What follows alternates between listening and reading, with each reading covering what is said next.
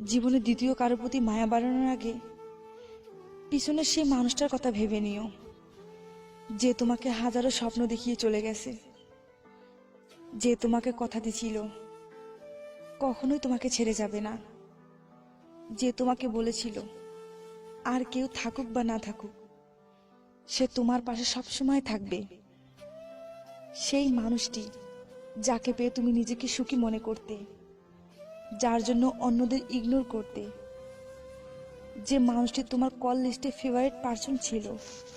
কিন্তু আজ তুমি তার ব্লক লিস্টে, যে মানুষটি চ্যাট লিস্টে সবচেয়ে উপরে ছিল কিন্তু আজ ফ্রেন্ড লিস্টেই নেই, সেই মানুষটি যে তোমার সাথে কথা না বলে এক মুহূর্ত থাকতে পারতো না কিন্তু আজ তোমাকে একটাবারের জন্যও মনে করে না, সেই মানুষটি যে তোমাকে দেখার জন্য বাসা চলে আসতো কিন্তু আজ তুমি কেমন আছো